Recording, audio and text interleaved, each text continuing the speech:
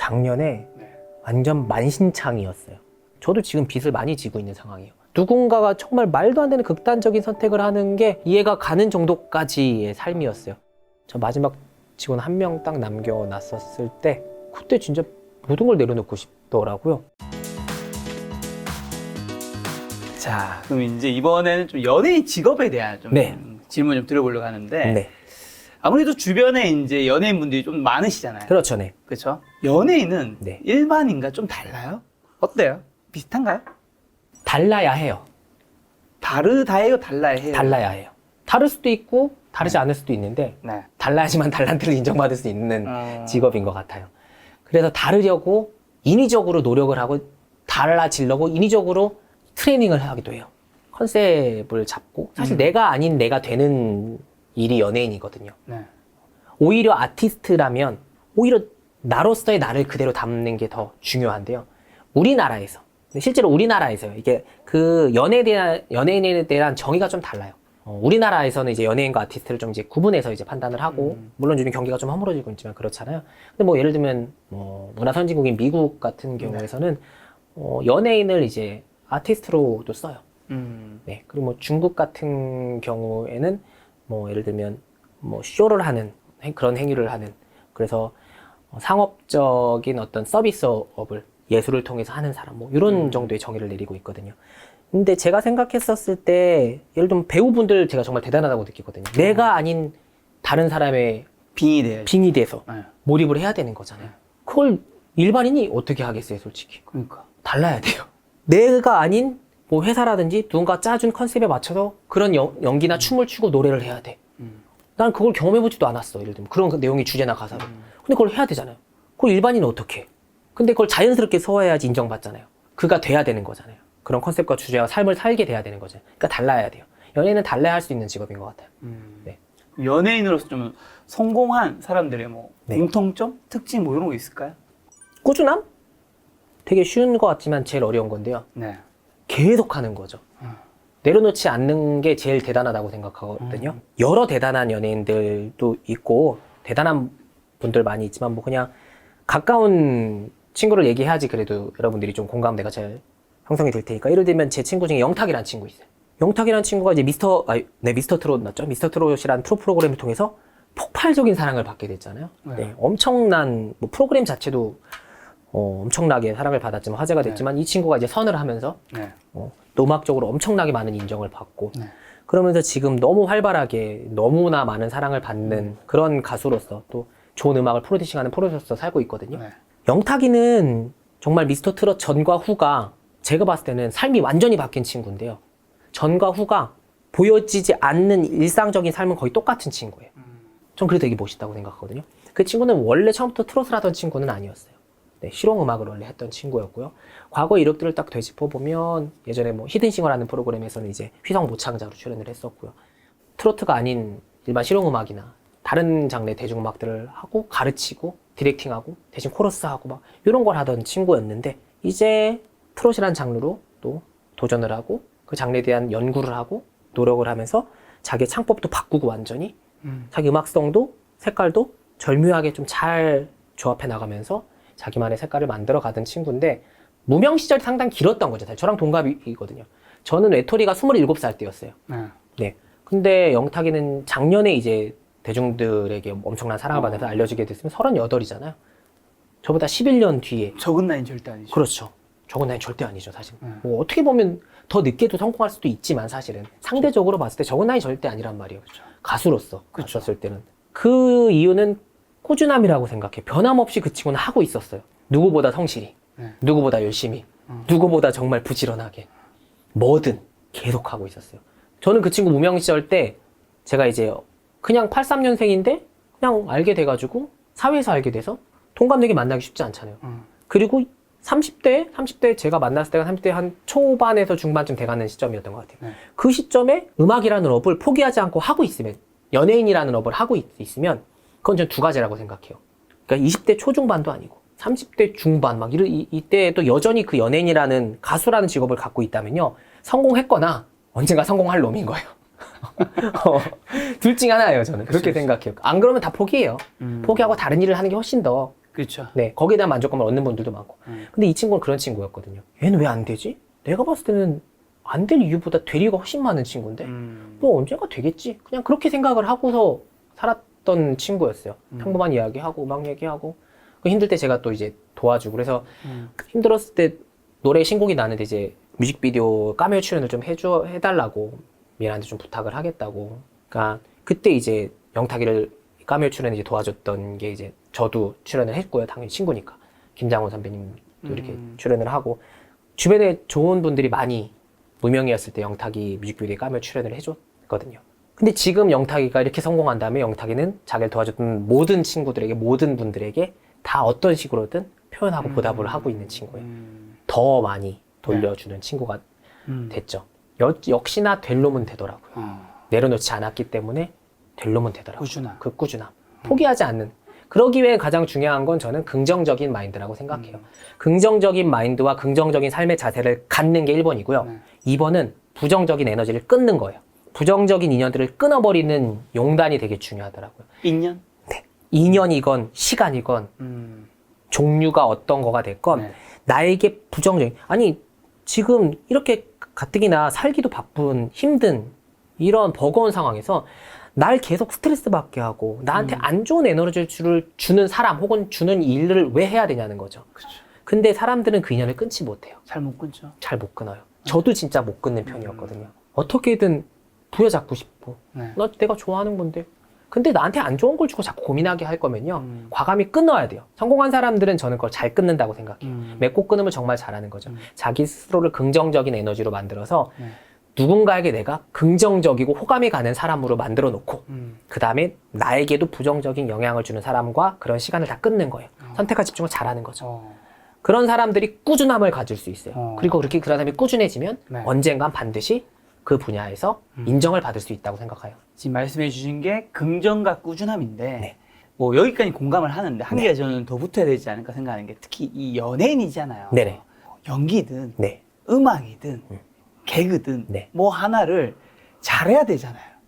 잘해야죠. 예를 들어 노래를 적당히 하는 친구가 긍정과 꾸준함을 가진다고 해서 정말 저 위까지 올라갈 수 있는가. 뭐 스포츠든 뭐든. 그러니까 정말 재능적인 요소가 이 파트일수록 그렇죠. 되게 맞아요. 중요하다라는 생각. 맞는 말씀이세요. 그게 없으면 아무리 긍정적이어도 떨어져 나가겠죠. 당연히 실력이 없기 때문에 이 경쟁 사회에서. 근데 필수 조건은 아닌 것 같아요. 그러니까 실력은 필수 조건이지만 이제 재능이 필수 조건은 아닌 것 같아요. 어찌됐건 이 재능이라는 걸 정의 내리기도 판단하기도 좀 시대에 따라 상황에 따라서 많이 달라지다 보니까 저는 천재가 재능 있는 사람이라고 생각하지는 않거든요. 뭐 그리고 이 말도 있죠. 뭐 노력하는 사람도 천재다 이런 말도 있는데 그런 명언들과는 좀 다르게 그냥 현실적으로 제가 생각해 봤을 때는 재능보다는 성향이 더 중요한 것 같아요. 성향. 네, 그 성향이 곧 제가 생각하는 재능이라고 생각해요. 그 아무리 기술적인 능력을 가진 재능인이더라도요. 그거를 화합하고 표현하고 인정받지 못할 부정적인 다른 성향들을 갖고 있으면요. 결코 그게 실력과 재능으로 꼽히지 못한다고 생각해요. 상대적으로 그거보다 기술적으로는 덜 재능을 갖고 있더라도요.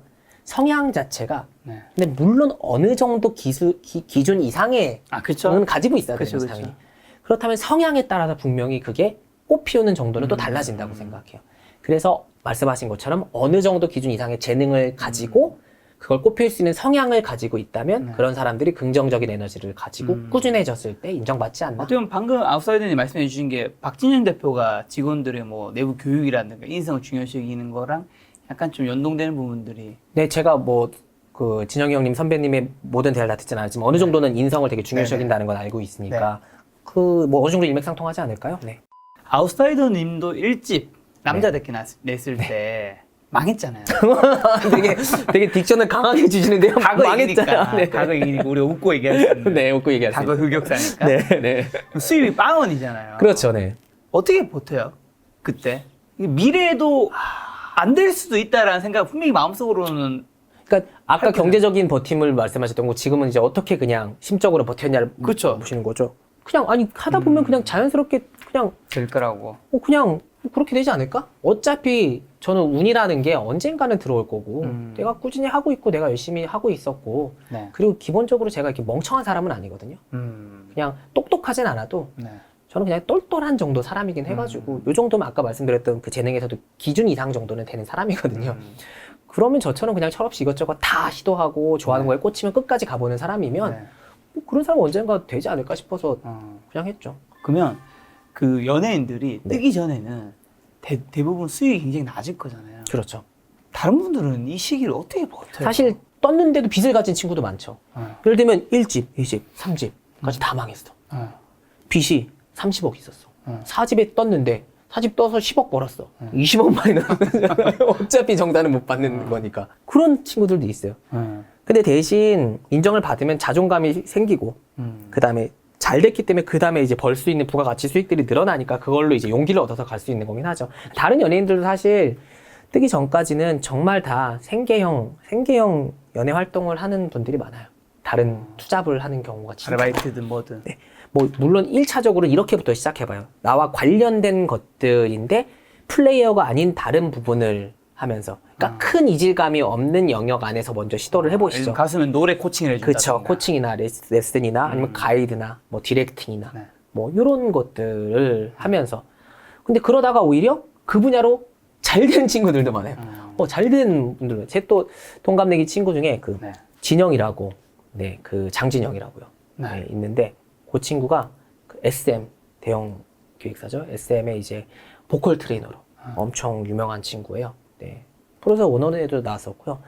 정말 그 SM의 가수들의 트레이닝을 전담해가지고 네. 뭐 이렇게 정말 잘 가르치는 친구인데 그 친구도 원래 가수였었어요. 현역 플레이어였었어요.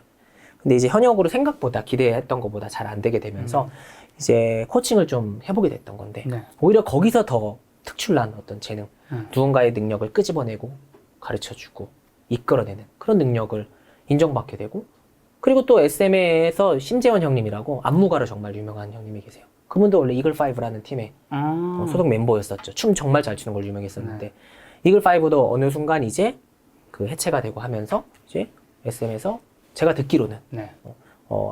춤을 잘 추니까 안무가를 한번 안무를 짜봐라 직접.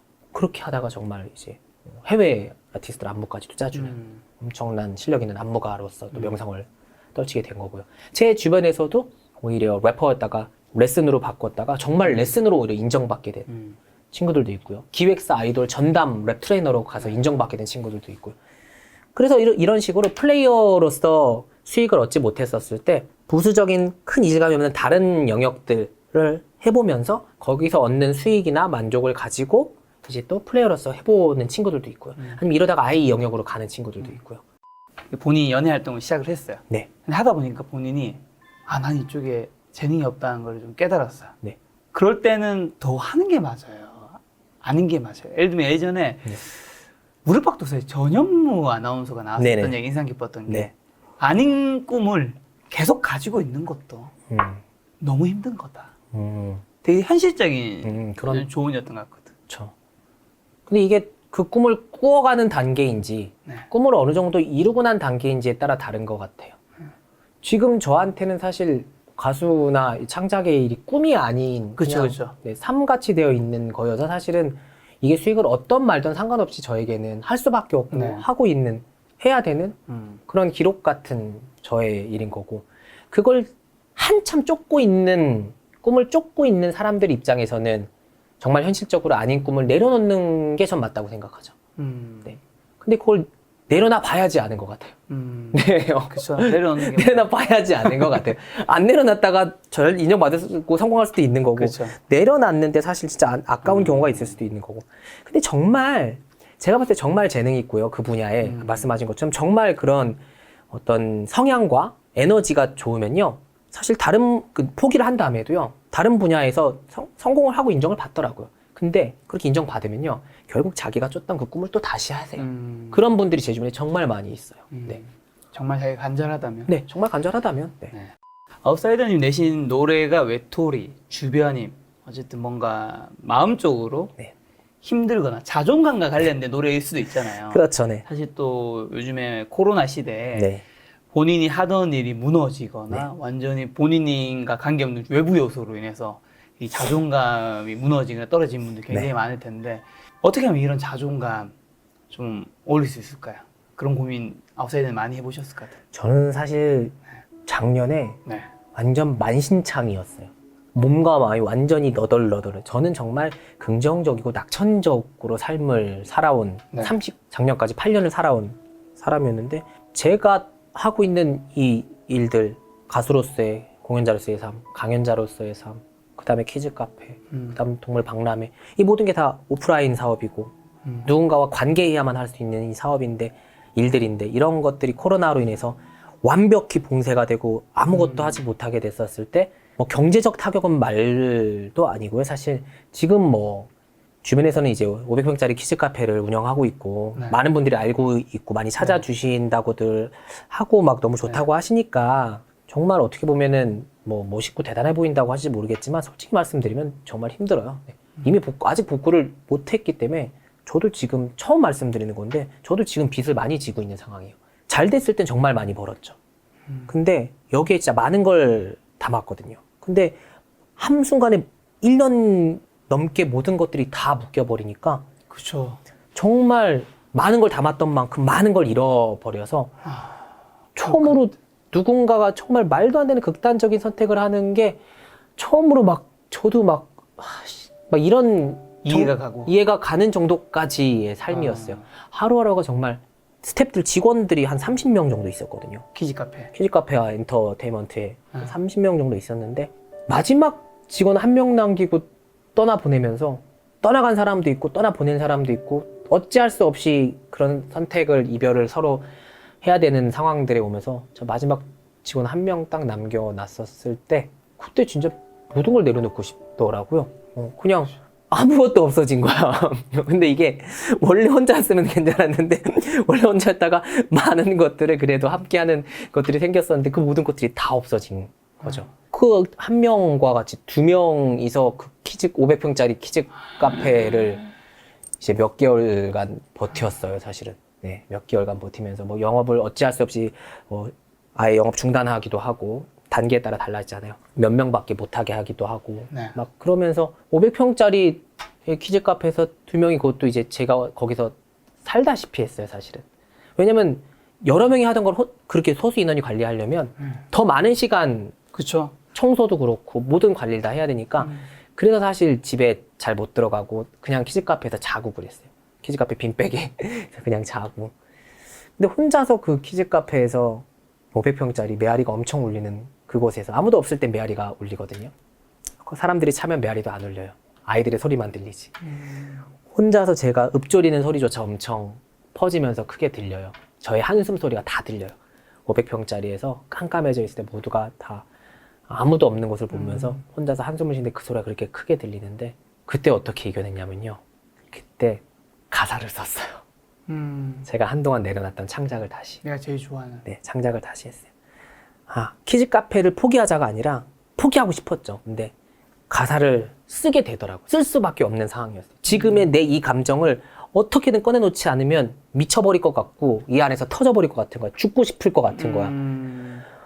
그래서 매일 밤마다 혼자서 그 감정들을 가사로 써내려가기 시작했어요. 네, 몇 년 만에. 제가 창작을 거의 안 했거든요. 몇 년 동안. 제작만 하고 아까 말씀드렸던 다른 여러 사업을 통해서 타인을 키우는 그런 일들을 했었거든요. 근데 다시 저의 소리를 꺼내기 시작한 거죠. 그러면서 매일 가사 쓰고 매일 혼자서 거기서 랩을 했죠. 그건 마치 제가 언더그라운드도 되기 이전 그냥 랩이 마냥 좋아가지고 학교에 가는 길에 지나가는 그 터널에서 혼자 랩을 하면서 터널의 울림소리가 노래방 에코처럼 들리면서 되게 행복해하면서 길을 가면서 항상 랩을 연습했던 때 같이 그때 감정으로 그때의 시간으로 돌아간 듯한 그 넓은 공간에서 혼자서 가사를 쓰고 랩을 하면서 그 시간을 이겨냈어요. 근데 행복하더라고요. 제가 진짜 원론적으로 가장 좋아하고 나를 인정받고 나의 자존감을 만들어주는 그 아이덴티티인 그 일을 다시 하니까 조금씩 이겨낼 수 있는 용기가 생기더라고요. 그래서 생각했어요. 많은 것들을 하더라도 본질은 잃으면 안 되는구나. 본질만큼은 계속 해나가야 되는 거구나. 이 분야에서 내가 내 스스로를 세웠으면 이 분야는 어디에 좌지우지되지 말고 그냥 꾸준히 계속 해야 되는 거구나. 선택과 집중을 할 때 있어서 이거는 항상 기본적으로 가져간 다음에 나머지 것들을 선택했어야 되구나. 선택이 아닌 필수. 그렇죠. 네, 필수인 거죠. 기본인 거죠. 그래서 다시 저희 자존감을 좀 키우면서 버텼죠. 그 1년의 시간 동안 버티면서 지금 하나하나씩 다시 떠나보냈던 스텝들도 다시 한 친구 한 친구 다시 이제 돌아오고 또 거기서 또 새로운 인연들도 만나서 하나하나씩 다시 복구하면서 그렇게 살고 있는데요. 여전히 힘들지만 이제는 좀 용기가 생겼어요. 용기가 생겨서 저도 여러분들에게 말씀드리고 싶은 건 가장 나다운 나의 자존감을 바로 세우는 것. 그러니까 내가 어떤 사람이었는지, 내가 어떨 때 가장 행복한지를 먼저 파악하는 게 중요한 것 같아요. 그것만큼은 잃지 않고 그거를 한다면, 유지한다면 아무리 힘들어도 그래도 버틸 수 있는 요만큼의 힘은 생긴다고 생각을 해요. 그것마저 잃어버리지 않는 게 가장 중요한 것 같아요. 그게 저한테는 창작이었고 음악이었던 거였고요. 저는 그걸 다시 찾음으로 인해서 너무나 힘든 그 시간을 지금 버텨내면서 지금은 조금은 더 행복해지고 있어요. 힘든데 행복해요, 사실. 지금 좀 행복해졌어요. 네, 힘든데 행복해졌어요. 사람은 이러면서 적응하더라고요. 또 고민을 하고 방법을 찾게 되고. 가장 힘든 순간에는 내가 정말 좋아하거나 나를 행복하게 해줄 수 있는 일을 좀 했으면 좋겠다. 그렇죠. 아무래도 이 방송 보고 계시는 분은 뭐 연예인을 꿈꾸고 있는 분들도 좀 많이 있으실 것 같아요. 네네. 네. 연예인을 꿈꾸고 있는 분들에게 네. 해주고 싶은 말과 마지막으로 시청자들한테 해주고 싶은 말이 있다면? 연예인을 꿈꿔야 되나 진짜 내가 생각해도 참 진짜 지금 너무 힘든데요, 연예인들이. 아니 너무 힘들어서 지금 이 시기에 연예인을 꿈꾸라고 말을 참 못 해주겠다. 아니 전 예전 같았으면 당연히 그냥 하고 싶은 대로 해 이러겠는데요. 네. 지금은 이게 저처럼 기성 가수도 지금 서기 참 설 무대가 없고 이러다 보니까 그렇죠. 참 되게 그렇네요. 그런데 연예인을 꿈꾸실 거라면 창작을 하는 연예인이 되시면 좋을 것 같습니다. 네, 창작을 하거나 자기를 담을 수 있는 연예인. 연기자라면 뭐 직접 작품 시나리오를 쓰는 게 아니라 그냥 정말 자기의 삶을 담아서 연기를 할 수 있는 연기자가 되시길 바라고요. 가수인 연예인을 꿈꾸신다면 정말 자기의 이야기와 자기의 감성을 음악이나 퍼포먼스나 또 다른 표현들로 꺼내놓을 수 있는 그런 연예인이 되시길 바라고요. 자기가 없는 연예인은 연예인으로서 오래 살아갈 수 없다고 생각을 해요. 자기를 잃지 말고 자기의 정체성을 가지고 혹은 자기의 정체성을 점점 찾아가는 그런 연예인이 되시겠다면 꿈꾸시고요. 그러지 못할 것 같다면 그냥 하지 마세요. 네, 연예 말고 다른 직업도 재밌는 거 정말 많이 있어요. 여러분이 경험해보지 못한 수많은 직업군들이 저는 지금 이 순간도 계속 만들어지고 있다고 생각해요. 굳이 연예는 아니더라도 여러분들이 하고 싶은 많은 것들에 대해서 고민하지 말고 재지 말고 되려고 하지 말고 그냥 해보세요. 이거 해보고 이거 해보고 이거 해보고 이거 해보고 안 됐을 때 그때 또 다른 고민을 하세요. 미리 고민하지 말고 그러셨으면 하는 작은 바람이고요. 네, 좋습니다. 팬들에게. 네. 저는 평생 아웃사이더로 살다 죽고 싶진 않아요. 언젠간 인싸가 되는 게 꿈입니다. 아웃사이더가 인싸가 되어가는 과정에 여러분과 함께 길을 걸어가고 싶습니다. 오늘 영상을 통해 많은 분들의 뭔가 상처받은 자존감에 좀 회복을 받을 수 있는 영상이 되지 않을까라고 생각이 들었습니다. 네.